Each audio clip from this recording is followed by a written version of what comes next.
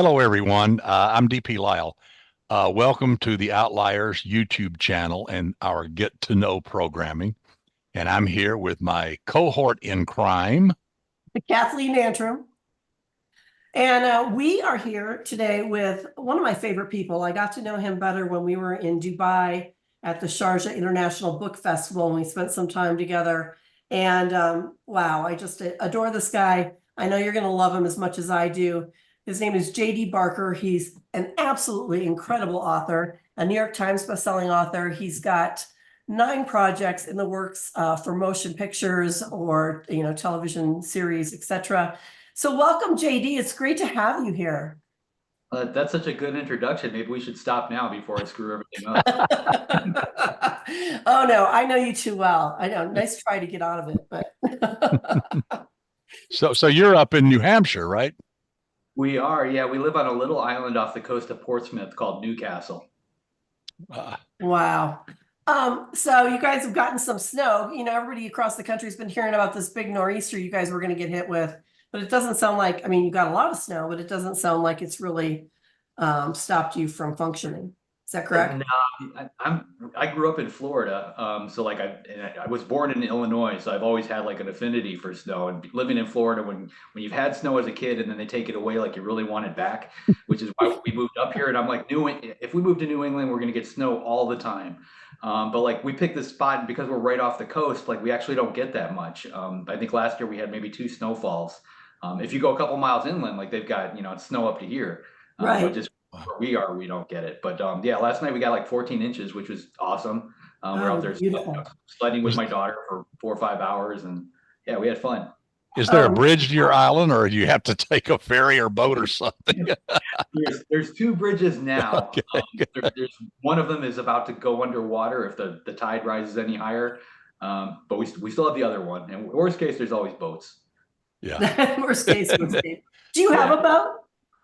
We do not, because living in Florida, one of the things I learned about boats is the best boat is somebody else's boat. Yeah, We tend to just hitch a ride whenever we want to be on a boat. Yeah, they're very expensive on the upkeep. Exactly. I love them, but yeah, it's very crazy. A friend of mine who was a big sailor once said, if you love standing in a cold shower and tearing up $100 bills, you'll love owning a boat. In New England, you can have sharks. Yeah, exactly. Yeah. So JD, I want to talk a little bit about your childhood. You've told me, and we've had some discussions about the fact that you're on the spectrum for autism. And honestly, you're one of the most brilliant people I've ever met. And I want to talk a little bit about when you were growing up, when you started writing, how you think being on the spectrum impacted, becoming a writer, and kind of go from there. So please share. Sure. So I grew up in Illinois, like I mentioned. My parents didn't have a television, so we had no TVs in the house until I was about, I guess, 10 or 11 or so. They finally broke down and got one, and then we got all 3 channels because they wouldn't get cable. But we would go to the library all the time. Like that's one of my earliest memories is going to the library. By the time I was 3, I was reading. Like I didn't know that was weird. Until I actually got into kindergarten. Like by the time I started kindergarten, I had read all the Hardy Boy and Nancy Drew mysteries. And I had started on like Charles Dickens. Great Expectations is one of my all-time favorite books. So I read a ton of that kind of stuff. But I think it was just because, I don't know if it's because I'm on the spectrum or just because we didn't have a TV to, occupy our time. I know my mom, when she read to me, like she would kind of follow the words with her finger when I was younger. And I think that kind of drilled it into my head. Probably just like a combination of different things, but yeah, I grew up with books. I've got a sister who's 15 months younger than me, and I remember we used to make books as kids, and like I would staple the pages together. I had a little library in my room, and she'd come and check them out. I would charge her a late fee whenever she didn't bring stuff back. we had the whole deal going. I had one. Hold on one second. So yesterday was my birthday. And my daughter Thank you. My daughter locked herself in my wife's office for like 4 hours and came out, and she actually made a book of her own. The monsters are out. Yeah, the monsters are out. But like what really got me about this is she's got a solid beginning, a solid middle, and an end. And like I spent a lot of time trying to teach adults to actually do that. Right, exactly. And she's 6, right? She's 6 years old. Yeah, like it's funny because she told my wife that she got stuck. Like she came up with the middle of the story. She's like, I don't know how to end this. I'm like, I think I'm gonna go outside and sled and maybe it'll come to me. So like she was outside playing for a while and she came in and finished it. But Oh my yeah, gosh, a writer in training for sure. I yeah, don't she's like understand this. my little helper. She knows what all That's, my books behind me are about, but she also knows she's not allowed to read them until she's like a teenager. Because oh, gotcha. Well, yeah, since I see that part of the description of your new book coming out behind a closed door is 50 Shades meets the game. So I see where you might want to wait till she's a little older. yeah, just a little bit. So after you left Illinois, you headed down to Florida, I understand, and ended up writing for a newsletter, newspaper, or something like that. And tell me about Marilyn Manson. Yeah, so yeah, my dad was a contractor in Illinois. He just got tired of the winter, so he moved us to Florida to get out of the heat. I went off to college when I was 18. I basically ran away from home and I went to Fort Lauderdale initially because, at the time it was like the spring break capital of the world. I figured it'd be a lot of fun. I got there the year that they banned spring break and like no longer Oh, allowed.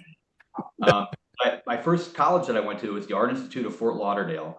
My parents were very adamant that you can't make a living as a writer. They wanted me to get a real degree, but I had talked them into going into an art school to start, get my associate's degree there and then move on. And one of my first jobs was with RCA Records, and I was essentially a glorified babysitter. So they would have a recording artist come into town, and I would have to pick them up at the airport and get them to the radio station for their interview, get them to their hotel, get them to their concert, and then get them back on the airplane when they were out of town. If you've ever seen the movie Get Him to the Greek, that was essentially my life. And to really date me, this was people like Tiffany, Debbie Gibson, New Kids on the Block, Madonna. Then we had all the hair bands, Motley Crue, Poison, Bon Jovi, Guns N' Roses. If I had wow. Guns N' Roses in Fort Lauderdale for a week and managed to get them out of town without anybody getting arrested or lost, like that was a win. Um, but like that paid the bills. But at the same time, I started thinking like I need to cover my student loans. I need to figure out how to make some more money doing this. And I realized I've got somebody like Madonna in my car for a week. So I started interviewing these people, and then I would take the interviews and I would hash them up, and I would sell them to magazines like People and Teen Beat and Tiger Beat, and these teenage Oh, magazines.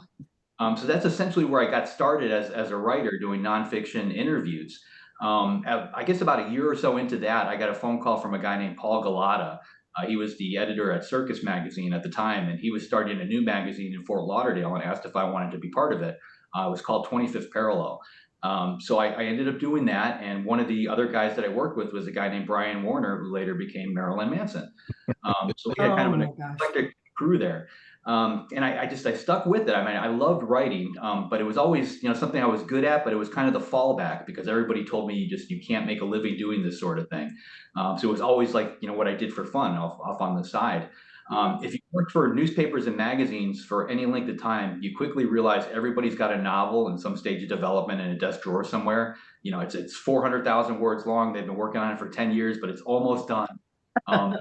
I was very good with grammar and punctuation, so those people started handing me those books, and they'd ask me to take a look at it and see if get my thoughts on it, and I would edit them and help them get them to the point where they could actually send it off to an agent. Um, I didn't realize that would turn into a sub career. So while I was building my actual career, if you ask my parents, I ended up getting a degree in finance, another one in business. I got halfway through a psychology degree and ended up working in the corporate world in finance. But I would come home at night and I would work on these books as what I call the book doctor. Later, it became ghostwriting jobs. But I did that for 20 some years. I would go to the office. My last real job, I was a chief compliance officer at a brokerage firm, which is as horrible as it sounds. But I would come home and I would work on these manuscripts to stay sane. Then at one point, they started hitting the New York Times bestseller list. So I ended up with 6 of them that hit the list, all with other people's names on the front cover, Wow. even though I had written those books. And after a while, that starts to get old. Oh, for sure. Mhm. So that's when you decided to go ahead and just try your own hand at it. Yeah, my wife came up with this crazy plan. So I had the corporate job, which paid really well, but on the flip side of that is we had all the trappings of that. We had a big house, we had cars, we had a boat.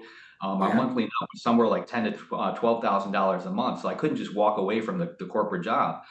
So my wife came up with this crazy plan. She said, let's sell everything that we own, buy a duplex in Pittsburgh because she had family there, rent out one side to tenants, live in the other side rent free, and then try and live off of savings long enough for you to write that first book. And that's what we ended up doing. I remember the day Wow. she sat me down at the kitchen table. Mm. She showed me her bank statement and she said, it looks like you've got about 18 months to make this work. Go.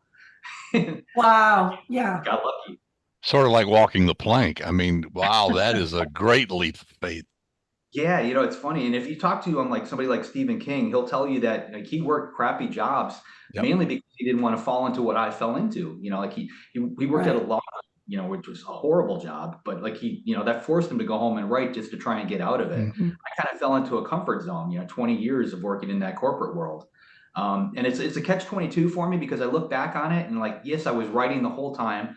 I probably could have started writing my own stuff, in my 20s if I wanted to, but I don't know that I would be as good as I am today, without that experience behind me, because it Sure. all kind of Sure. feeds the machine.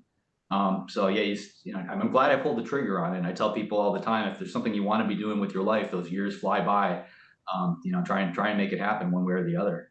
And Yes. The you golden publish boy. both indie and with the big guys. So, how many books do you have out now?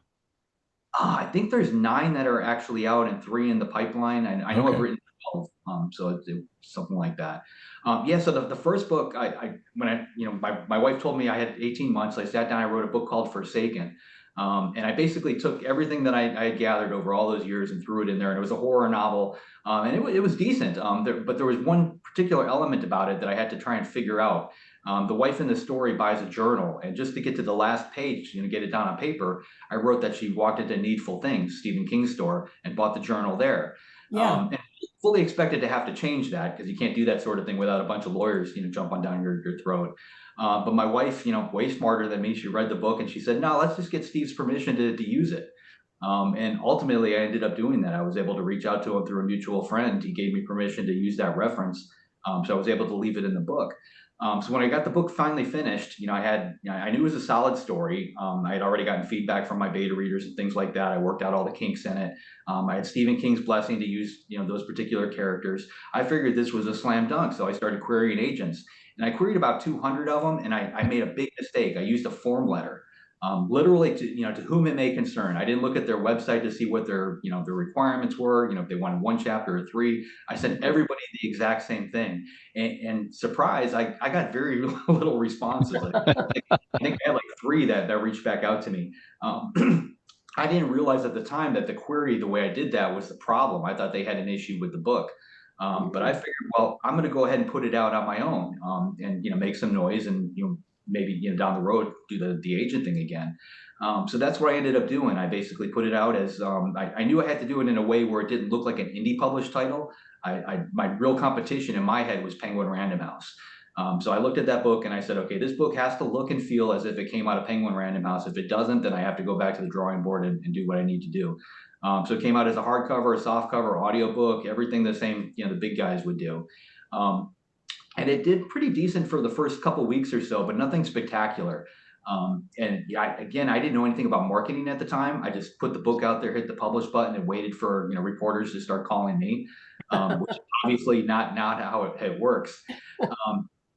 I ended up getting one phone call from Publishers Weekly. They had gotten a hold of the fact that I had reached out to Stephen King and got his permission to use this item in the book. And they ended up writing a story about that. And even though I never the story was that my wife and I actually printed up the manuscript. We hopped in the car and went over to his house to give it to him. And we never actually got to his house. I ended up emailing him the manuscript and stuff. But Publishers Weekly wrote up this particular story about how I tried to reach Stephen King. And they printed it. And as soon as that hit in the magazine, newspapers and started writing about it. Librarians started ordering the books. Bookstores started ordering the books. Before I knew it, I had sold about 250,000 copies of this indie published title. Which is a pretty decent amount. So when I wrote the second book, while that was happening, I was writing Fourth Monkey, and I fully expected to indie publish that one too because the economics are really strong. But my wife said, well, let's try and get an agent for it and see what happens. And I ended up querying, I think, 50 agents that time. I did it the right way. I actually looked at their website and figured out what they wanted to get from me. I had 13 I got 13 offers within a couple of weeks, ended up signing with a woman out in Colorado named Kristen Nelson. And then we hit the ground running. And I got really lucky. I got a 7-figure deal out of that book with a film and TV attachment. Wow. So where is it in development now? Initially, it was with CBS. We ended up going to auction for film and TV rights, and we gave it to CBS because they said, well, we're going to do a feature film for the first book in the series and follow it up with a television series for the second and third book, which seemed like a really cool idea at the time. But streaming was just starting to become popular, and it kind of sat in limbo at CBS for a while. And I kind of got to the point where I was like, I don't know that I want this on network television, but they renewed the option, so like I couldn't get it back. And finally, they stopped renewing. So we got the rights back. We ended up selling it. Now it's with Lionsgate, and they're working on a streaming series for it. And if you're an author and you ever get to the point where you get to pitch, these producers and directors and stuff on your books, one of the things that I noticed straight off the bat is like, I think every author wants a movie. But when you talk to a movie producer, the first thing they tell you is all the stuff they're going to have to take out of your book in order to get it down to an hour 30, hour 40 minutes. That kind of freaked me out a little bit. And when you talk to the streaming people, the ones working on they're looking at 7, 8, 10 episodes. They can make not only the book, but they start asking for additional material. Like, what did you take out of the book? So you can really tell the story that you want to tell. So that's where it's at now. It's with Lionsgate. It's moving forward pretty quickly. I'm hoping we're going to see it, sometime soon. But like I had mentioned before this all started, I've got 9 of these right now in various stages of Hollywood hell. Absolutely nothing has actually gotten filmed yet. I feel like Hollywood should give you a punch card, and when you get option 10, like they're required to make at least one of those 10 that they option. Right, exactly. That and a cup of coffee, yes. Yeah. And from the author standpoint, like, every time they re-up that option, you get another check, you get another wire in the bank. Absolutely. You make a really good living, even if they don't actually make the product. So I'm totally fine with it. Yeah. So do you think that'll be the first one that comes out? I'm honestly not sure, because my latest one, it's called Behind a Closed Door. That one sold for film, and it was a pretty crazy frenzy before we sold the publishing rights to it.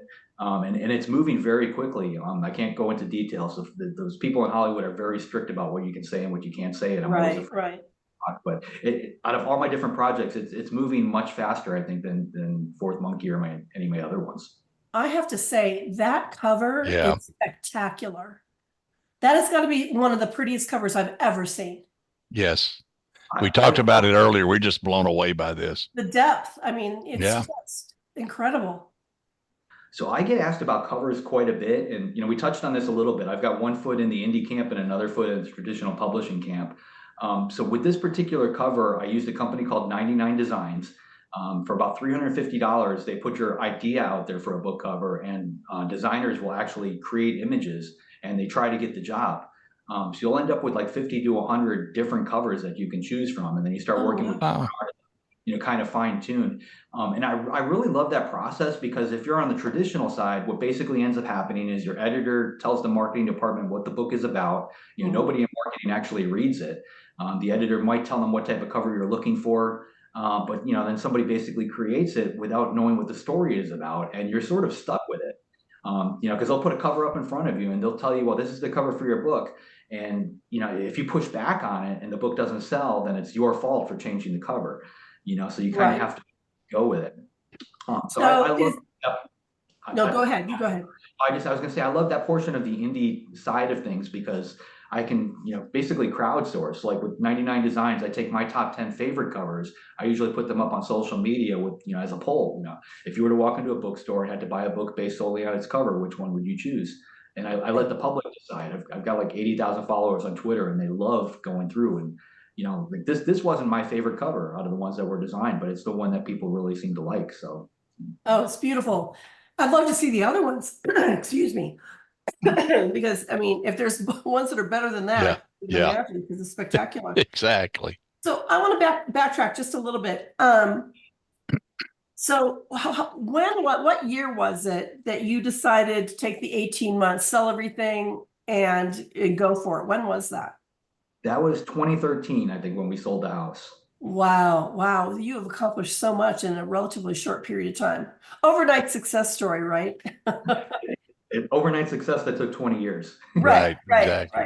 As most of them do. Yeah, exactly. And is the new book part of that Simon & Schuster deal that you kind of set up your own company? Talk to us a little bit about that. I think this is fascinating. And I also think that we might see more and more publishing going this direction. Yeah, so this is, I guess, really for the authors that are out there. So when you indie publish a title, you get roughly 70 cents on the dollar, which is really strong economically, much less than what you get for a traditional deal.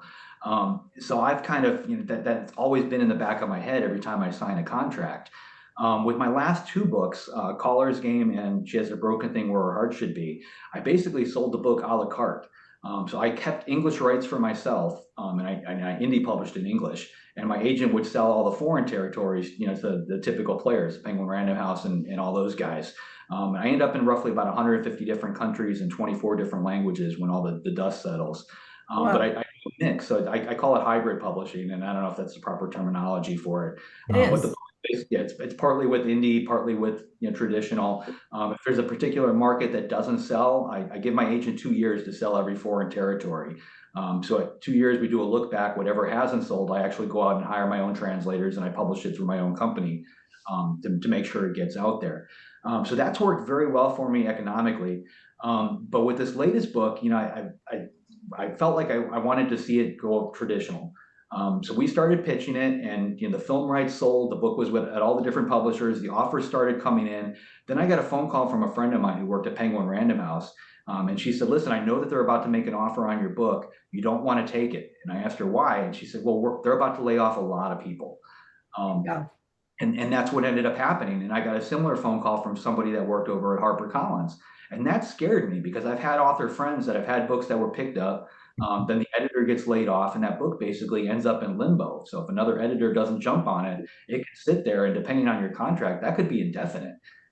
So Mhm. that really frightened me. So I started back channel conversations with a couple different publishers, but primarily Simon and Schuster, about the idea of me creating my own imprint, distributed and with print and distribution basically handled by Simon and Schuster. And that's essentially what I did. I had an imprint that I was using for my indie stuff called Hampton Creek Press. So Hampton Creek signed a deal with Simon and Schuster, and Simon and Schuster is handling all of my printed distribution and my sales. What that means for me as an author is I can put out whatever book I want whenever I want. And there's no editor or anybody standing in my way telling me that it can't come out or that it has to, they're not giving me a publication date. All of those things are solely up to me as the publisher, and they're handling everything on the back end. Um, and so far that has worked out fantastic. And the only real negative to it is I'm responsible for my own costs. So from a marketing standpoint, I have to pay for that 100% out of my own pocket. If I do a print run, I've got to pay for that out of my own pocket. To put that in perspective, the book that you showed Behind a Closed Door, I think we've got orders for 80,000 copies now from retail. Wow. Wow. But those aren't sold; those are orders. So those books are going to go out to Barnes and Noble, to Walmart, to Costco, CVS, all these different places. If nobody actually buys it, those books are all going to come back to me and probably end up in Right. my garage somewhere. But the ones that do sell, the economics are better than the indie side, better than the traditional side, because I'm basically making money as an author and as the publisher. So Simon and Schuster was willing to give that a try, and I do think you're going to see more of it, like you mentioned, for one simple reason: when a traditional, if an author is successful on the indie side and a trad contract is put in front of them, that advanced dollar amount isn't going to be enough to make them sign on that dotted line anymore, because they know how much money they can make off that book on their own. It's nice to get that big check and get a big payday as an advance. But if you look at it over 2 years, how much money you'll make and how much money you'll continue to make. Most of the time, it makes more sense to do that as an indie. So I think you're going to see the big publishers basically create this as an option. They're going to sign authors that are successful, that are able to bankroll their own publications in Right. order to leverage their own system, and it works well for both sides. And I think that's how you're going to see the traditional market of publishers climb out of the hole that they're kind of in, because right now they're dealing Yeah. with a very big problem. They've got if you go to any one of these big publishers, they've got a handful of authors that are basically supporting the entire ship. They've got those flagship authors, and they're all older. They're Right. all in their 60s. They're all in their 70s. They haven't spent enough time cultivating a new group of people to come up behind them. And that new group that is coming up, they're publishing indie. So I think this is how it's all going to shake out a couple of years from now. I think this is going to kind of be the norm. I think you're right. And you're, definitely right regarding, I think publishers have been short-sighted and not looked at building Mhm. their future and just have worried about, the big paydays themselves. So having Simon and Schuster do this, are are the economics working out like they would if you just did like Kindle? And do you think that you have to publish like a hardback or a paperback, or could you just do it electronically? Well, because I own all the rights on the book, I'm still putting it out as an ebook, but I'm doing that as in on the indie side through Hampton Creek Press. So Simon and Schuster is only Right. handling. I can't go into the dollar amounts that I'm paying, but like, if you're paying like roughly $10 to print a hardcover through Ingram Spark, which is essentially what an indie author is doing, I'm paying much less to print that same hardcover through Simon and Schuster. So my Sure. profit, so as an indie author, when I put out a book, I always do it as paperback and hardcover, but I more or less just break even on those. They've never been a profit center for me. The profits have always come from audio and from ebooks. Now by doing this, print has also become a profit center. So I'll be making money on all the different formats. So I think it's worthwhile from that standpoint. If you were starting out today, what would you tell an author who's, got their first manuscript, they've got it polished, they've probably had a book doctor or somebody go through it and edit for them. What would you recommend they do? What would you do now if you were starting? Give them the same advice my parents gave me and tell them you can't make a living as a writer. No, I'm kidding. I would never do that to anybody. I still encourage people to get a traditional deal, mainly because I think even if you don't make money off of it, I think it's very important that every new author understands how that machine works. You turn in your book, it takes 2 years before your book comes out. There's a reason it takes 2 years for that book to come out. And I think you need to understand all of that. It's very easy right now to just finish, type the end on the end of your Word document, upload it to Amazon, hit publish and be done with it. That does not work. You have to, I mean, it's got to be a 5-star read, from the get-go, or it's going to fail. And I think you need to understand, how all the various aspects of the business work, whether it's marketing, publicity, formatting, covers, like all these different things, they all come into play. They all feed off each other. And you have to have a full understanding of that, because if you try to publish it as an indie and you don't, you're going to drop the ball somewhere. And your competition isn't other indie authors. Your competition is still Penguin Random House. That's where you need to be. Your book needs to be that good in order to succeed. If you want to make a living at it. I mean, some people just want to get their book out there and be done with it. Right. Well, that's interesting because something popped up in the cyber world about Amazon changing its rules, so you can't publish more than 3 books a day. It's like, well, what were you doing before? Right. And how many books were you publishing a day before? And this is all AI driven. I mean, it's really insane what's going on out there. Well, Because there's 95%. tens of millions of books, Yeah. but there's really only tens of thousands of books. They're readable. Right. Yeah. Yeah, it's Yeah. ridiculous. So you've worked with Jim Patterson. I have, yeah. Yeah, he's a lot of fun. Yeah, I hear that. Andy Gross always spoke very highly of him. How does that work? How did that happen? And how do y'all work together? So when Fourth Monkey was coming out, I mailed out copies to everybody trying to get the blurbs for the back of the book. The one sentence from a famous author that says, "This is the greatest book ever," #1 international bestselling, so and so. So I sent those out every place. Patterson was one of those people, and I got a phone call one day from a area code in Florida, and picked up the call, and hey, he goes, "Hey, it's Jim Patterson. You got a second?" And I'm like, "Yeah, sure." Yeah. Being from Florida, I just figured it was one of my buddies just pranking me or something. Yeah. He kept talking. He started giving me his review of the book, and I realized, holy crap, this is actually Patterson. And we talked for a little bit, and we bounced the idea of possibly working together. I told him I was going to be down in Florida in a couple of weeks, and we went out and we got lunch. He showed up. I mean, he's all business, at the beginning. Yeah. And he showed up with a folder, about this thick about me, about my sales, my books that I've written, my history.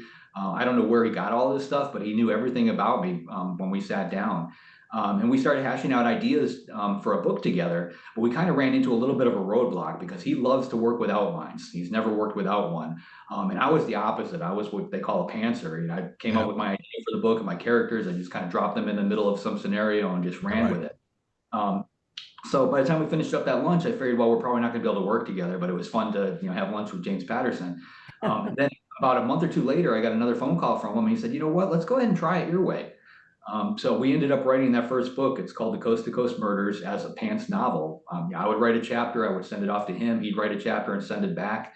And it got to be a lot of fun because we would try to paint each other into these impossible scenarios. And I would create something I was like, there's no way he's going to get out of this. And I would send it down to him. And like 15 minutes later, not only did he get out of it, but he wrote like 2 more chapters and put me in something even crazier. So we just kind of went back and forth like that. And after we finished it up, I think we ended up like 160,000 words. We cut it back to like 120, so a lot of words on the cutting room floor, which I did at the time with every one of my novels. I always saw it as almost like a piece of steak where you start trimming the fat and kind of get it down to the leanest piece of book that you could possibly end up with.